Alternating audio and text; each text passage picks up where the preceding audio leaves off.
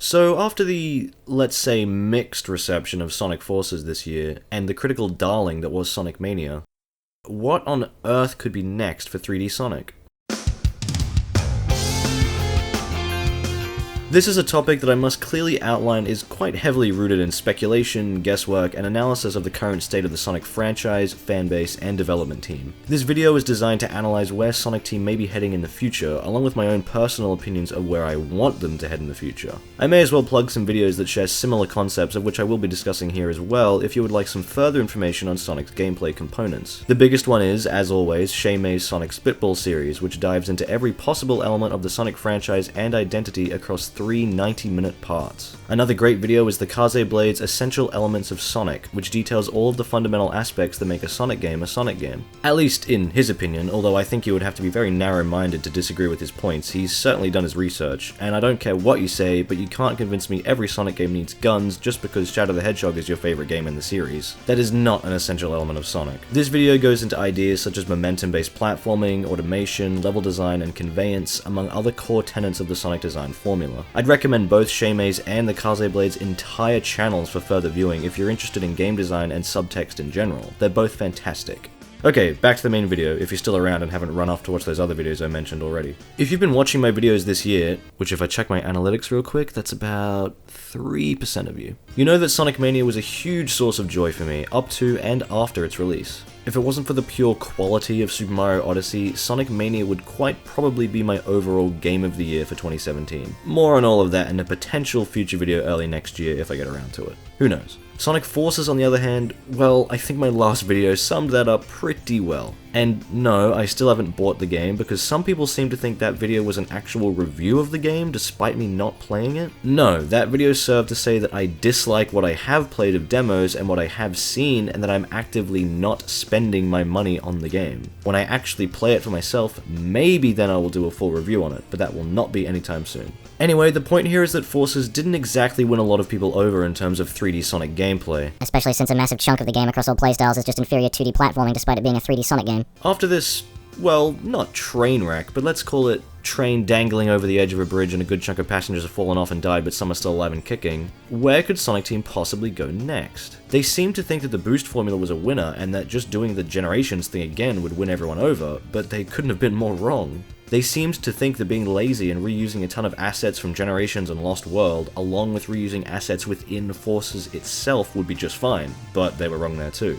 They seemed to think that adding more cringe-inducing gimmicks such as the custom avatar wouldn't seem pandering and childish, despite the fact that now we've had guns, werehogs, swords, alien power-ups, and a run button in just the last decade of Sonic titles. And only a handful of those received any form of praise. No, the path to getting 3D Sonic right is not in creating all new gimmicks and finding a new audience to pander to, because they've exhausted all of that at this point. They've pandered to the classic fans far too much that people are sick and tired of it, myself included, and they've pandered to the Sonic OC community and children with the custom avatar who teams up with Sonic like some self-insert DeviantArt wet dream. The path to creating and establishing a core, distinguishable identity for 3D Sonic and getting a working formula that can please a majority of not only the fanbase, but the community in general, lies in understanding exactly what made the Sonic series what it is. And to do that, we gotta take a look back in time.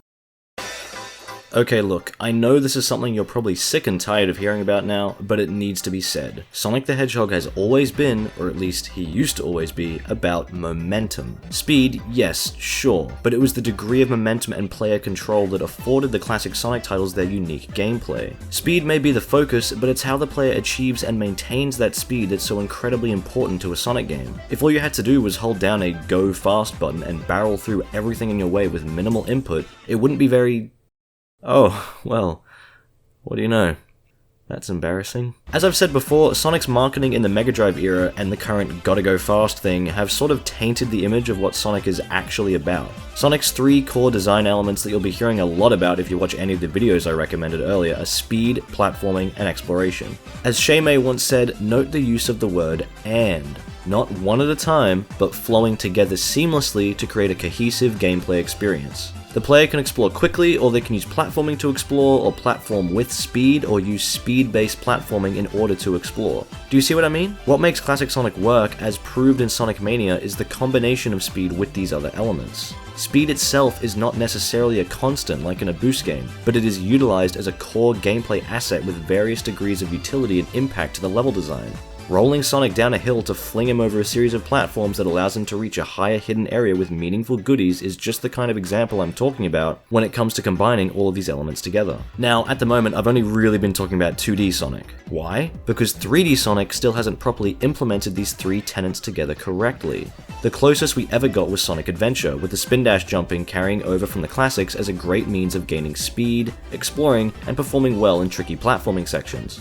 SA1 didn't get it perfect, of course. Rolling down hills, or rolling in general really, is a little bit buggy and doesn't always mesh with the level design in a meaningful way, and a good chunk of the levels are too bottomless pit happy to allow player experimentation, let alone actively encourage it. So maybe you're thinking, well, there's no way these core Sonic design elements could ever work in 3D because it hasn't been done before. Well, my friend, that is where you are dead wrong. You all saw this one coming.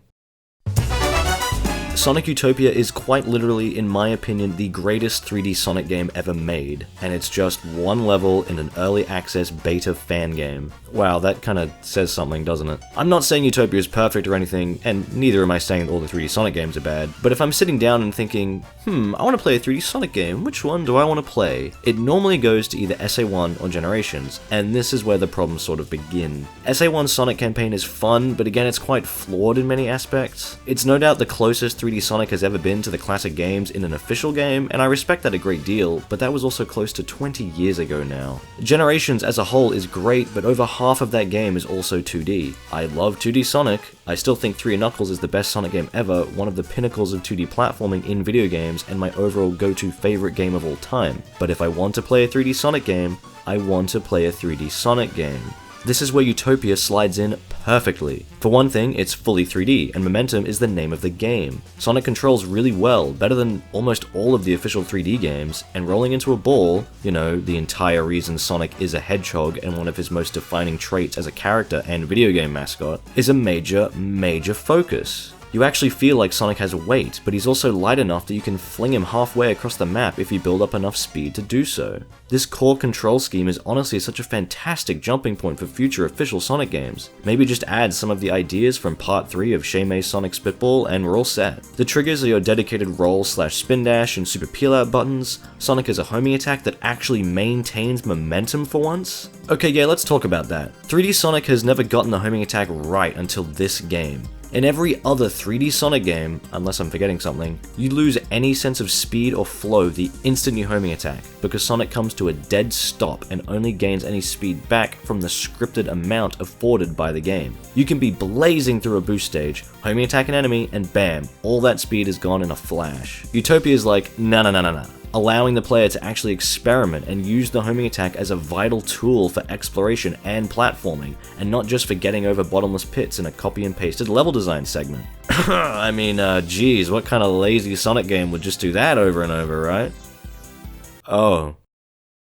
How embarrassing. Basically, this segment of the video is just, look how good Sonic Utopia is and see how Sonic Team should just make a full game with a lot of the fundamentals present here. Utopia's core moveset for Sonic is just so flowful, expressive, and nuanced that levels with slopes and high or non-existent ceilings are so much fun to jump around in. It's the same kind of rush I get from wall running in Titanfall 2, or Overwatch with Lucio, and swinging around New York in Spider-Man 2. Momentum has often been the source of engaging, expressive, and fun movement systems in video games. I still open up Utopia every now and then to just run around and explore, and it's so incredibly satisfying to see something and wonder, how do I get all the way up there? And then perform some crazy sequence of rolling down hills combined with jumping off springs, enemies, and ramps to make it to that place you were looking for. It's the same kind of fun in a game like Super Mario Odyssey, where you can perform some cool maneuver with Mario's jumping skills and Cappy's abilities to reach some tricky area and get rewarded for doing so. To be honest, Odyssey just reminds me of how much 3D Sonic kind of disappoints me a lot, and how much I wish a 3D Sonic game could learn from Odyssey's design elements. The fact that Mario got momentum and rolling physics down pretty damn well just as an extra little feature to a game that never really needs momentum as a core mechanic, unlike Sonic, is quite sad for 3D Sonic.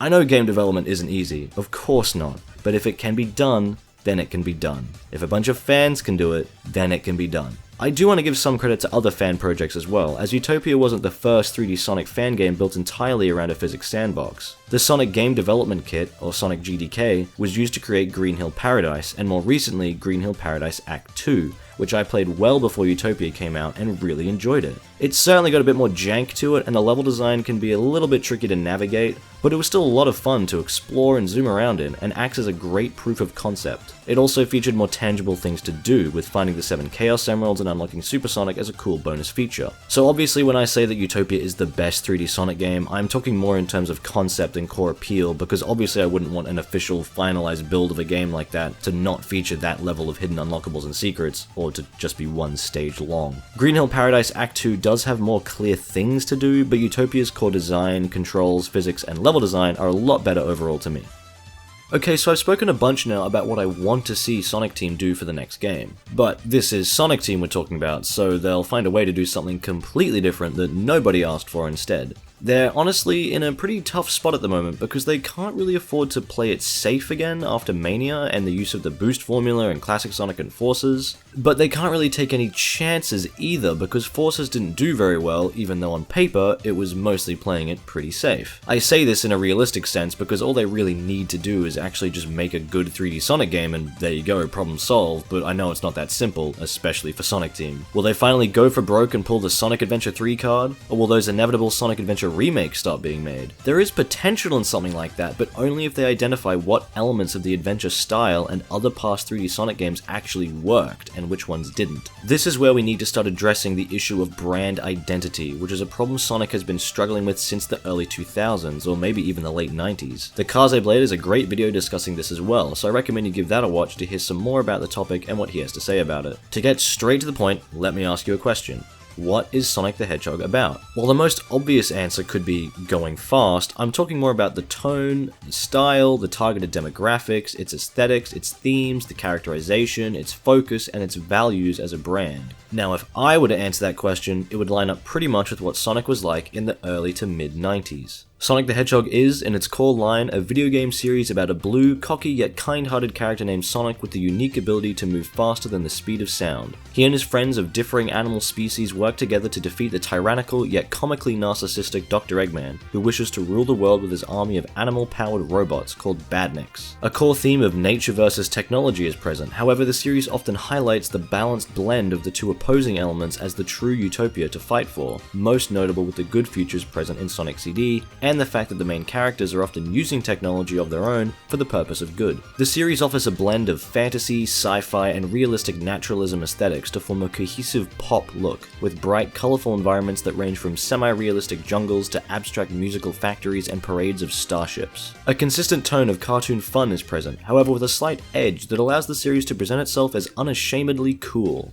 Guns, blood, swearing, and sexual themes are obviously out of the question, but raising the stakes to create legitimate tension and giving the characters, and the player, something to fight for, is right at home for this franchise. A sense of scope and belonging is present in the worlds that the games take place in, with intentional effort put into making the levels feel like a genuine location and not just a level in a video game. The illusion that you're not just running through a small artificial level, and that there really is a whole world out there beyond the area that you are exploring. The games are very clearly a platforming series, with momentum-based methods of movement acting as the focus for said platforming, and using this platforming for exploration. Sonic and his friends all play similarly enough as to not be confusing or vastly different from each other, but each is also distinct enough to warrant their own playthroughs. Sonic as a character has an attitude, but in an endearing way. Being a young teenager, Sonic's not about serious dramatic issues, relationships, or paying his taxes, and instead, he just wants to go out into the world for the sake of admiring its beauty. His speedy nature ties directly into his attitude because he's on a mission, he's got places to go and things to do, but he's not a straight up jerk about it. Sonic will still smile and pose for a quick photo because he's just that cool. He genuinely cares for his friends and would do anything to keep them safe, and he has a strong sense of fighting for freedom, truth, and what you believe in. Yeah, sure, he'll tap his foot and cross his arms, but never at the expense of those around him, unless he's mocking a villain. Even then, these interactions are minimal. Sonic doesn't have the time to sit around talking back and forth with Eggman because he'd rather kick his butt and move on. Sonic may have an odd quip here and there, but never extended, drawn-out scenes of one-way forced jokes when he could just be off running and exploring the world instead. To contrast, however, an egotistical, maniacal villain like Dr. Eggman can talk all he likes, provided the balance of menace and comic relief are met. The main series villain should never be reduced to an outright joke. Tails is a younger but still capable sidekick with intellect and skills in machinery and computers, and Knuckles is a lonely, hardened orphan whose sworn duty is to protect the Master Emerald on Angel Island. Due to his distant lifestyle, he is initially quite naive and gullible, but learns to be more critical of the world around him, while still placing trust in his closest friends. Okay, note how everything I mentioned there is not necessarily exclusive to classic series, as I mentioned things like Sonic Advance 2 and Sonic Colors. This is because despite my criticisms, there are still elements of the original Sonic identity that crop up in the modern games. They just don't stick around as much as they should. Notice as well how sometimes the elements I said shouldn't be in a Sonic game are in the same ones that I just mentioned, with Sonic Colors being a good example in terms of the characterization of Sonic. Colors has some amazing visual aesthetics and themes for its environments that fit wonderfully with my personal outline for Sonic, and some great music too. But Sonic as a character is so annoying and unlikable in that game because he never shuts up. It doesn't help that he sounds like a constipated middle-aged man when he's meant to be 15, but whatever, I don't want to get into voice actor drama right now. Bring back Ryan Drummond. My point here is that this is what I define Sonic to be. When Sonic games, or hell, Sonic anything, be it cartoons or comic books, adopt this direction, it's what makes me happy as a fan of the franchise. It's what I believe Sonic should be, and it's why I love things like Ian Flynn's writing on the Archie comics, the lyrics of Sonic's theme It Doesn't Matter from Sonic Adventure, and the message of living life to the fullest at the end of Sonic and the Black Knight. It's because to me, these things fit what I want from the Sonic series. But I'm sure many of you watching right now might disagree completely. This Bible, if you will, of what Sonic should be to me is exactly why I hate things like Shadow the Hedgehog, the game, not the character, most of the time, the writing and direction of the Sonic Boom cartoon. Sonic shouldn't be a quote-unquote comedy when the core games are basically written the same way as Boom, making it difficult to separate it as a spin-off. And the Ken Penders garbage of the Archie Sonic comics. I don't think I need to explain that one. But to you, maybe these were some of your favorite things about the Sonic franchise. Maybe your first Sonic game was Shadow the Hedgehog, and therefore to you, that's what Sonic should be. Cartoon animals shooting realistic firearms at realistic humans, and sci-fi aliens with destroyed cities, doomsday weapons, and light swearing. Yeah, not for me, thanks. Although to be fair, I didn't start with the classic games growing up. In fact, some of the first Sonic games I remember playing were Secret Rings, Adventure DX, Heroes, and Unleashed. Even then, despite any bias I had growing up with those games, I grew up as a person and became more critical of those games, and realized where I felt the Sonic series was at its best. But anyway, the point here is that Sonic means a lot of different things to a lot of different people. This is the problem with the Sonic franchise that still persists today, and Sonic Team needs to establish what Sonic is before they make any more games, because after this year, they've really continued to muddle things up. Look at Sonic Mania compared to Sonic Forces. I can't think of a much more extreme shift in, well, everything between those two games in terms of what I would describe as Sonic's identity. The core gameplay, aesthetics, tone, themes, and other supplementary components, not even regarding the essential ones, are completely different between the two games. Mania is a colorful, easy to understand, fun romp through classic Sonic environments with fun badniks and some funky pop tunes, and Forces is this mess of trying to be dark and edgy and also being, gee, I don't know, a Sonic the Hedgehog game. Gameplay-wise, Forces is just an absolute mess as well, with 3 different gameplay styles that all play sort of similarly, but also very, very differently, and just, God, I don't want to talk about Forces anymore, I'm sorry.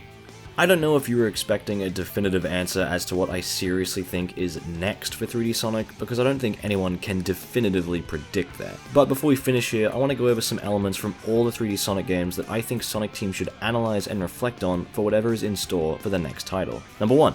Multiple playable characters, Sonic 3 and Knuckles style, or perhaps Sonic Adventure style. Sonic Team surely must be aware after Mania that people don't just want to be Sonic anymore. That outcry was simply reactionary to the train wreck that was Sonic 06, and its 15 or whatever playable characters. Either continue the standard set by Sonic 3 and continued in Sonic Mania, where stages are designed to work for all of the characters and offer exclusive pathways, bosses, and endings for each, or establish a story system similar to Sonic Adventure, so long as the playthroughs aren't so radically different as they were in that game. No mechs, no treasure hunting, no fishing, just different takes on high-speed platforming and exploration, please. Tails from SA1 was so damn fun as a Sonic but he can do this character. And Knuckles was too, except his levels were, well, not about the same thing as Sonic and Tails. Number 2. Cohesive environments with a touch of world building. This is the one thing about Forces that I kind of like about it reusing so many assets. The game is trying to go for the feel of these levels being large areas, not just limited to the one level you play through. It just doesn't do it very well and makes the game feel very lazy instead. But something like Sonic Adventure 2's key environmental aesthetics with radically different levels would be a sort of neat thing to see again. Sonic has always been about establishing a cool fantasy world for Sonic to not only only run through, but to want to save. Meeting all of the townspeople in Sonic Unleashed, for example, and exploring those bright, colourful worlds makes the player more motivated to want to beat the game and see peace restored. I'm not asking for these specific methods to return exactly, but something similar would be really neat. Number 3. Just hire Ian Flynn. This is a simple one. The writing for Sonic has been terrible since Colors, with only a few good moments here and there. I'm not acting like anything before that was much better, but I genuinely think Unleashed and Black Knight had a more consistent tone and style that fit the franchise a lot better. To be fair, I'm saying this after not playing either game in years, but shush. Ian Flynn gets Sonic, and he would love to write for the official games and bring some well-needed quality control after the embarrassingly underwhelming story in Forces, not to mention everything else before it. I'm also just so sick and tired of the way modern Sonic has been written. Hey, did somebody here order a clobbering? Shut up. Are you sure? It says somebody ordered an extra large clobbering topped with everything. Shut up. Okay. Tell you what. Shut up. Oh, shut up. Stop talking. Hope you're hungry. I miss Ryan Drummond. Number 4. No more wisps. This is simple too. No one cares about the wisps. They were a sort of cool idea, but I don't think they fit gameplay wise. They're too gimmicky and they completely change the way Sonic plays, and the levels always feel like, okay, this is the part you need to use this wisp to progress. Instead of something natural, we need to think outside the box, like with the elemental shields in Sonic 3. Yeah, just bring those back instead.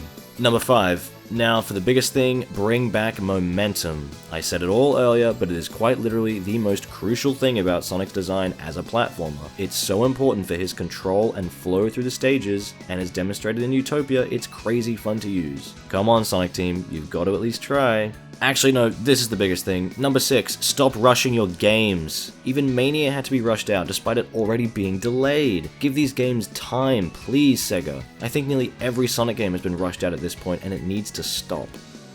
And that's about all I've got to say now. This turned out way longer than I was originally expecting, so clearly my Sonic-obsessed mind managed to churn out enough meaningless garbage to make this massive video. Remember to check the description for links to the videos I mentioned earlier, and thank you for sticking around this long to hear everything I had to say. What do you think Sonic Team is going to pull off in the next few years in regards to 3D Sonic, if anything at all? Will we only be getting 2D games now after the success of Mania and the failure of Forces? Are you one of the folks craving Sonic Adventure 3 despite the fact it's literally just a name and Sonic 06 basically was Sonic Adventure 3 and also the adventure system is fundamentally flawed in many aspects, so it'll take a lot of work and— Okay, that's it, I'm done. This is it. Bye.